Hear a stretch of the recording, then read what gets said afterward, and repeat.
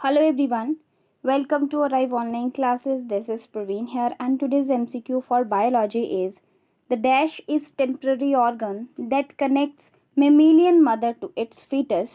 fetus word use किया जाता है जो ग्रोइंग मदर बॉडी में बॉडी होती है। चाइल्ड जो बन रहा है, छोटा बच्चा जब वो ग्रो कर रहा है तो उसे फीटस कहते हैं, जब तक कि फुली फॉर्म्ड बॉडी उसकी नहीं हो जाती है। और फीटस जाइगोट से बनता है और फीटस और मदर के बीच में एक पाइप लाइक कनेक्शन स्ट्रक्चर एक बनाता है जिसे हम प्लेजेंटा कहते हैं। इस एमसीक्यू का आंसर प्लेजेंटा हो जाएगा। इजी क्वेश्चन था, बट अब एडिशनल इन्फॉर्मेशन जो एक्स्ट्रा मैं आपको करवाती हूँ दैट इज़ कि प्लेजेंटा से कौन कौन से हार्मोन रिलीज होते हैं ड्यूरिंग प्रेगनेंसी। तो आपको ध्यान रखना है, एक है आपका HCG, फुल फॉर्म की बात करें तो ह्यूमन कोरियोनिक गोनेडोट्रोपिन हार्मोन।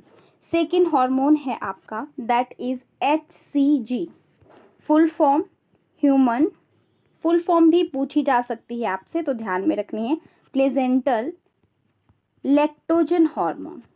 ये दो हार्मोन प्लेजेंटा से रिलीज होते हैं ड्यूरिंग प्रेगनेंसी। और एक और हार्मोन है जिसका नाम है रिलैक्सिन, ये भी ड्यूरिंग प्रेगनेंसी ही रिलीज होता है फीमेल बॉडी में, बट ये रिलैक्सिन जो है ओवरी से रिलीज होता है, ओवरी से प्रोड्यूस होता है। ये चीज़ आपको ध्यान में रखनी है। होता ये भी ड्यूरिंग प्रेगनेंसी ही है। तीन hormone that is HCG, HPL and relaxin, ये तीनों ड्यूरिंग प्रेगनेंसी होते हैं, लेकिन कौन से प्लेजेंटा से होते हैं, कौन से ओवरी से, ये आपको ध्यान में रखना है। तो ये सारे एडिशनल क्वेश्चन आपको हो जाते हैं इसी MCQ से, जो आपको ध्यान में रखना है। एंडोमेट्रियम का भी आपको थोड़ा सा माइंड में रखना है क्वेश्चन, क्योंकि ये भी एक इम्पॉर्टेंट लेयर होती है। ये यूट्रस की लेयर होती है। एंडोमेट्रियम यूट्रस की इनर मोस्ट लेयर होती है। 3 लेयर यूट्रस की होती है। One is पेरीमीट्रियम,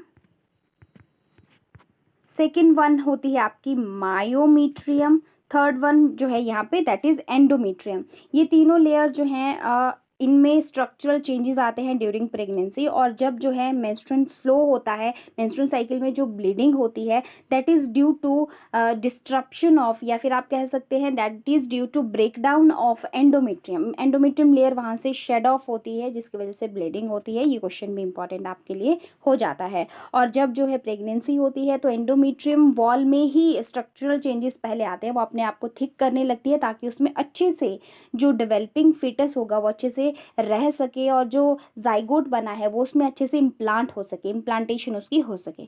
so this is all about for today. मिलते हैं नेक्स्ट MCQ में। Have a nice time and take care. Bye bye.